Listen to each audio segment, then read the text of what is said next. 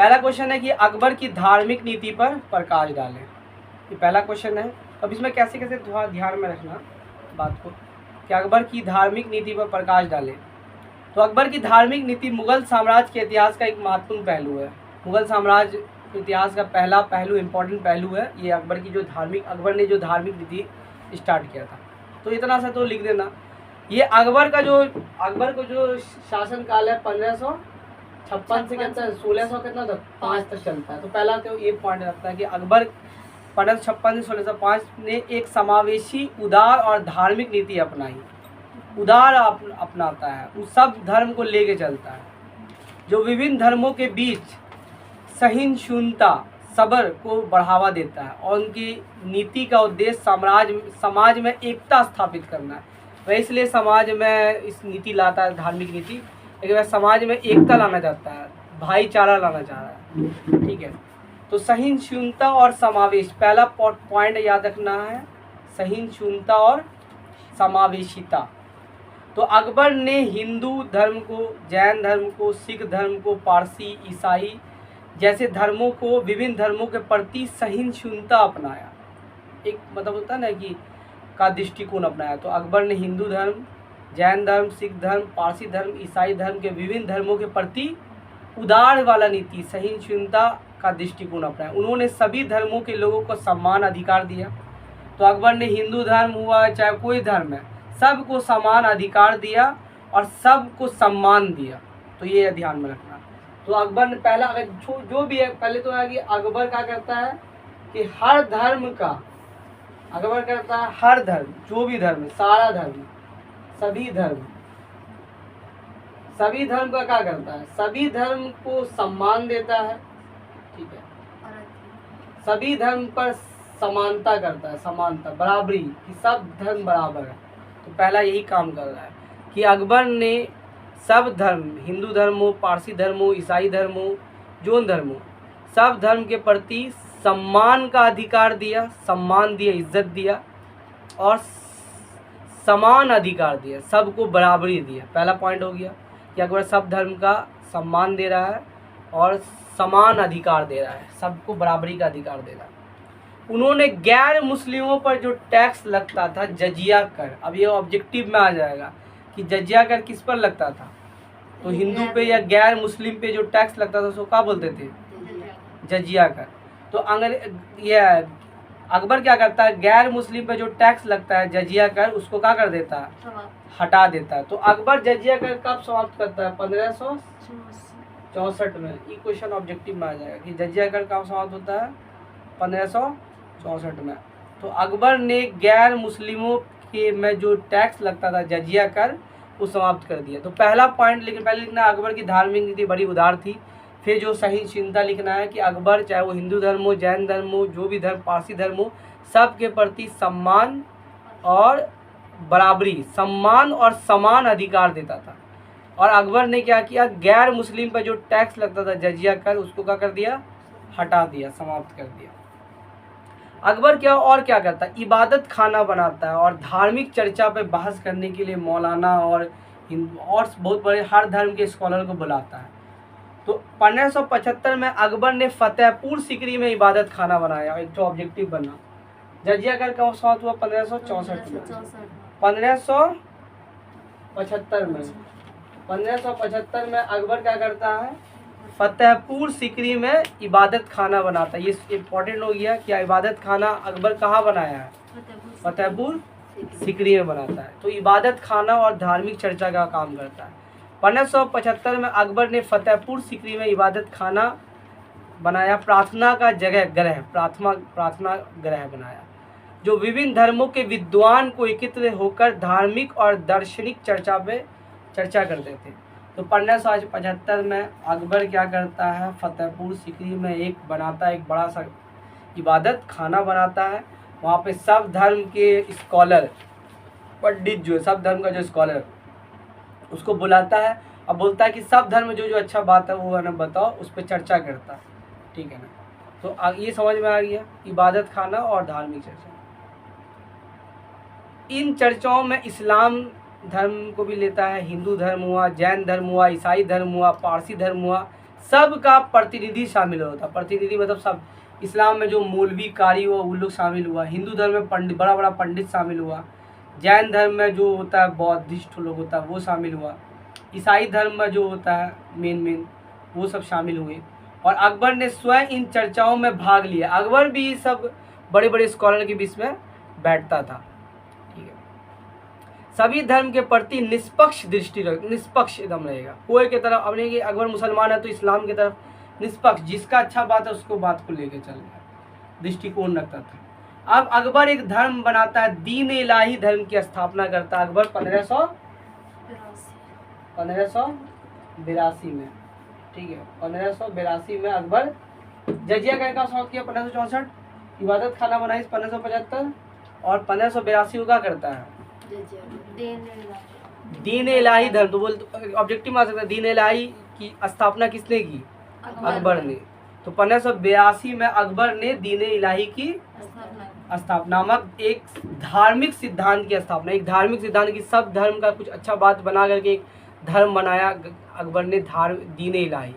तो 1582 में अकबर ने दीन इलाही नामक एक नए धार्मिक सिद्धांत की शुरुआत की, जो विभिन्न धर्मों को सर्वोत्तम तत्व, सब धर्म का अच्छा बात को एकीकृत करने का प्रयास किया।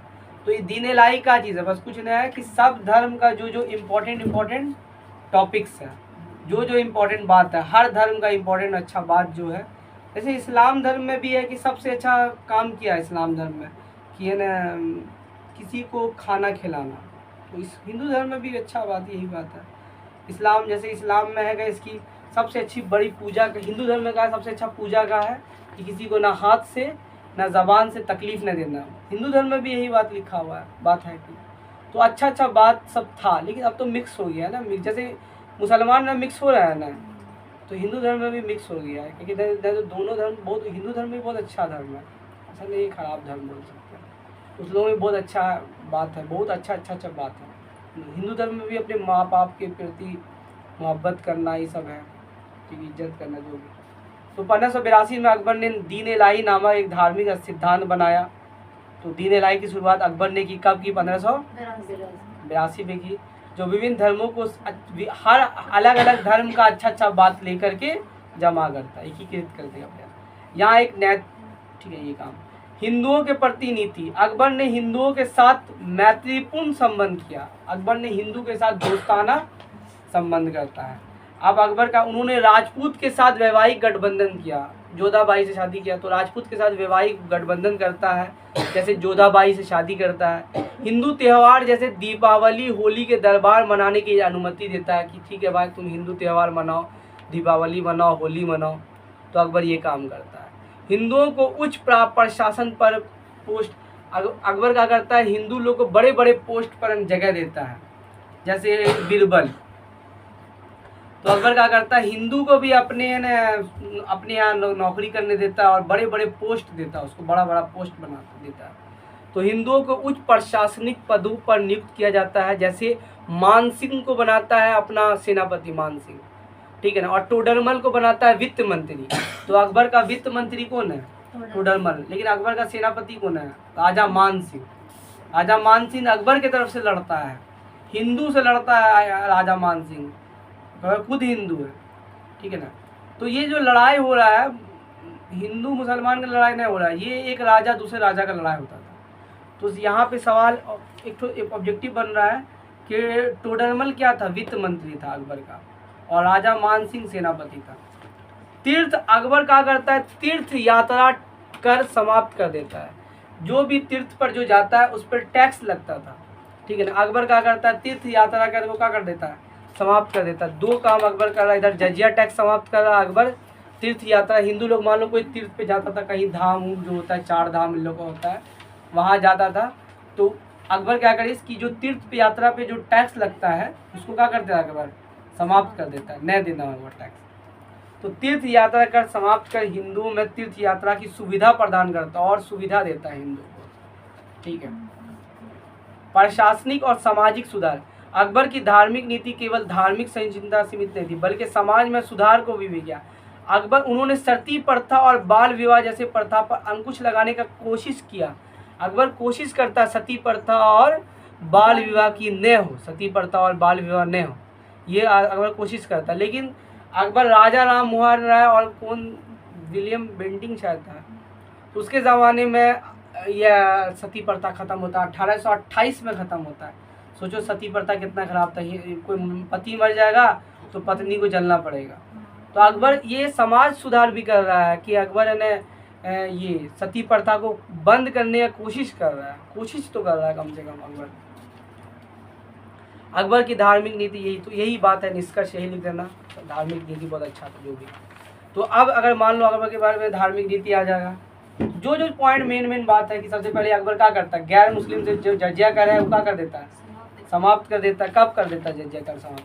1564 में समाप्त कर देता है। फिर अकबर कौन चीज़ स्टार्ट करता है? अकबर इबादत खाना बनाता। 1575 में कहाँ बनाता है? फतेहपुर सिकरी बनाता। फिर अकबर क्या करता है? दीन इलाही स्टार्ट करता 1582 में, सब धर्म का इम्पोर्टेंट बात। फिर अकबर क्या करता है?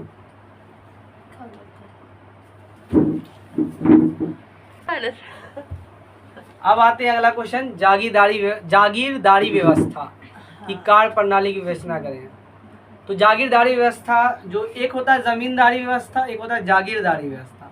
जागीरदारी में जागीर देता है फिर छीन भी लेगा। जमींदारी तो भाई जिसका जमीन है उससे बनेंगे जमींदारी।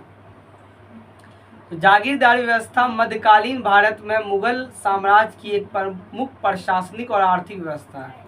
तो जो जागीरदारी व्यवस्था है कौन ज़माने से चला? मध्यकालीन ज़माने से, मध्यकालीन। और कौन स्टार्ट है? मुगल साम्राज्य का एक प्रशासनिक और आर्थिक व्यवस्था है। जागीरदारी व्यवस्था क्या है? मुगल साम्राज्य का एक प्रशासन, कैसे प्रशासन संभालना है, और एक आर्थिक व्यवस्था जो मुगल साम्राज्य को टैक्स मिलता था, लगान मिलता था। भूमि के बदले सेवा प्रदान करना, सेवाएं देना दी जाती थी। जागीरदारी का मतलब क्या होता है? जागीरदारी व्यवस्था में सम्राट द्वारा राजा जो है वो अपने अधिकारी को या सैन्य कमांडर को या बड़े वर्ग को जमीन का कोई बड़ा टुकड़ा दे देता था, प्रदान कर देता था। जागीर उसी को बोलता था, जागीर दे दी, ठीक है जाता। बदले में जागीरदार जो व्यक्ति, जागीर देखो जो जमीन दी तो जागीर हुआ, और जो व्यक्ति को जमीन दिया गया राजा तो वो जागीरदार हुआ, ठीक है। तो जो व्यक्ति को जागीर दी जाती थी उसको सम्राट के प्रति सैन्य सेवा देना पड़ता था कि अगर सेना का होगा तो उस टाइम सेना, प्रशासनिक सेवा देना पड़ता था, और वित्तीय सेवा भी देना पड़ता था। मतलब तुमको जमीन दे रहे हैं, तुम्हें सैन्य सेवा भी दोगे, तुम प्रशासनिक भी देखोगे, वहाँ का प्रशासन देखोगे, और तुम उसमें हमको लगान भी दोगे, तो ये देखना पड़ता था। तो समझो जागीरदारी व्यवस्था का मतलब क्या है कि जागीरदारी व्यवस्था सम्राट द्वारा, अंग्रेज द्वारा अपने अधिकारी को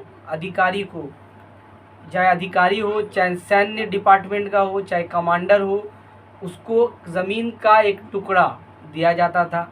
उसके बदले जागीरदार जो जागीर जिसको दिया गया है वो क्या करता था?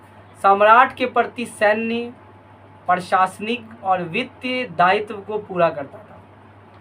जागीर से प्राप्त राजस्व, जो जागीर से प्राप्त, जमीन से जो टैक्स मिला, राजस्व मिला, राजस्व मतलब इनकम जो मिला, जागीरदार का व्यक्तिगत आय स्रोत नहीं था। उस जमीन से जो टैक्स मिल रहा है, किसान जो टैक्स जागीरदार को दे रहा है, वो पैसा उसका नहीं है, वो खजांची में जमा होगा, राजा के पास जाएगा, उसका कुछ परसेंटेज बनेगा। तो जागीर से प्राप्त राजस्व जागीरदार का व्यक्तिगत आय स्रोत नहीं था, उसका पैसा नहीं था, बल्कि इसका उपयोग सैन्य बलों के रखरखाव, वो पैसे का यूज़ सैन्य बल को रखरखाव के लिए यूज़ करेगा, सेना के खर्चा में यूज़ करेगा। प्रशासनिक कार्य, प्रशासन कैसा अच्छा सुविधा प्रशासनिक कार्य में करेगा, कार्य के लिए करेगा। तो जागीरदारी व्यवस्था का मतलब क्या है? जागीरदारी व्यवस्था सम्राट द्वारा अपने अधिकारी, सैन्य डिपार्टमेंट या कमांडर या कुलीन को भूमि का एक टुकड़ा प्रदान किया जाता था। बदले में जागीरदार जो व्यक्ति को जागीर दिया जाता था वो सम्राट के प्रति सैन्य सेवा, प्रशासनिक सेवा और वित्तीय सेवा देगा राजा को। और जो जागीर से प्राप्त आय, जो ज़मीन से टैक्स मिलता था, वो जागीरदार का अपना पैसा नहीं होता था, वो पैसे से उसको सेना पे खर्च करना है, प्रशासनिक पे खर्च करना है, सैन्य बल पे खर्च करना है, और कुछ पैसा राजा को भी देना है, समझा, और उसमें कुछ कट जो होगा वो उसका होगा। जागीरदारी व्यवस्था की कार्य प्रणाली। जागीरदारी व्यवस्था की कार्य प्रणाली निम्नलिखित बिंदुओं के माध्यम से समझाया जाता है। जागीरदारी का आवंटन, अब कैसे बंटवारा। जागीरदार सम्राट द्वारा जागीरदार को उसके रैंक के सेवा के आधार पर दिया जाता था। जो बड़ा पोस्ट है उसको बड़ा जमीन, जो छोटा है तो छोटा जमीन। तो जागीरें सम्राट द्वारा जागीरदार को उनकी रैंक, मनसब बोलते हैं उसको, और सेवा के आधार पर दिया जाता है। ये आवंटन अस्थायी था, मतलब जिसको जागीर दे दिया है उससे वो अस्थायी, उसके पास पूरा जमीन नहीं होगा, बाद में उससे छीन भी जा सकता है, वो अस्थायी था। सम्राट अपने बुद्धि के बेसिस पे देता था किसी को भी, ठीक है। जागीर का आकार, उससे होने वाली आय, जागीरदार उसके पोस्ट पर डिपेंड होता था। जिसका बड़ा पोस्ट उसको ज़्यादा जागीर, जिसका छोटा पोस्ट उसको कम छोटा जागीर दे देता था। उदाहरण के लिए उच्च मनसबदार को बड़ी और अधिक उपजाऊ जमीन दी जाती थी, और निम्न मनसबदार जो छोटा था उसको छोटा जमीन और कम उपजाऊ वाला जमीन दिया था। जागीर समानता गैर वंशानुगत थी। गैर वंशानुगत मतलब का इसकी, अगर हम जागीरदार हैं तो मेरा बच्चा जागीरदार ऐसा होगा, ऐसा नहीं कि वो फिर होगा। जमींदार व्यवस्था में होता है, जागीरदार व्यवस्था में नहीं होता वंशानुगत। जागीरदार की मृत्यु या सम्राट इच्छा पर उन्हें वापस कर दिया जाता था। अगर मर गया तो उसका खत्म हो गया, दूसरे को बैठा दी। और अगर मान लो कि इसकी फिर क्या करता है, या तो हो सकता है कि अगर जागीरदार सही से टैक्स नहीं देगा तो राजा उसको जागीरदारी से हटा देगा। अब ये इसको क्या क्या दायित्व देना, सैन्य दायित्व देना पड़ता था। जागीरदार को जागीर से प्राप्त आय का अपना सैनिक पे खर्चा करना पड़ता था, जो टैक्स आया। घोड़सवार पे करना, हथियार रख रखाव पे खर्चा करना पड़ता था। युद्ध के समय सम्राट के लिए सहायता के, जैसे मान लो युद्ध हो गया, सम्राट बोलेगा, वहाँ का जागीरदार को बोलेगा और तुम इस तरफ से लड़ोगे, होता था। प्रशासनिक जागीरदार, प्रशासनिक दायित्व मतलब होता है जागीरदार को अपनी जागीर में कानूनी व्यवस्था रखना है, कि उस जगह में कानूनी व्यवस्था लागू करना है, कोई चोरी नहीं करे, डकैती नहीं करे, उसके लिए प्रशासनिक व्यवस्था भी काम करेगा वह, ठीक है। वह राजस्व इकट्ठा करेगा, टैक्स इकट्ठा करेगा, किसान से लगान इकट्ठा करेगा, राजस्व संग्रह करने का जिम्मेदारी होगा। तो ये सब जिम्मेदारी होगा, ठीक है। अब जागीर के प्रकार, वतन जागीर होता था, एक होता था वतन जागीर, ये अस्थाई और वंशानुगत जागीर था। एक होता था वतन जागीर, इसमें है कि भाई आपको परमानेंट दे दिया था, जमीन दे दिया था। ये मुख्य रूप से स्थानीय जमींदार और राजपूत सरदार को दी जाता था। स्थान वहाँ का जमींदार है उसको दिया जाता था, या राजपूत सरदार को दिया जाता था। कौन? वतन जागीर, राजपूत। और क्या? टंग जागीर, ये अस्थाई जागीर था। टंग जागीर क्या था? ये अस्थाई जागीर था जो केवल जागीरदार के कार्यकाल तक सीमित था, टंग जागीर। फिर अगर वो काम कहाँ तक हट गया तो उसका जागीरदारी भी खत्म हो गया। मशरूत जागीर, ये जागीर विशेष शर्तों पर दी जाती थी, कुछ कंडीशन भी दिया जाता था। इनाम जागीर, ये पुरस्कार के रूप में दिया जाता था, ठीक है। तो जागीर के ये सब प्रकार हैं।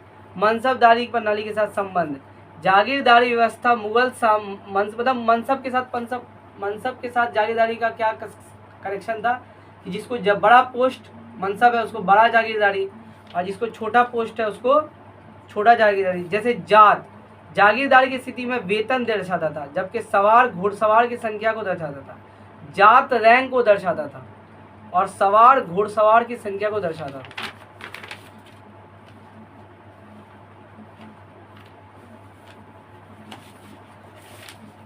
बस इतना।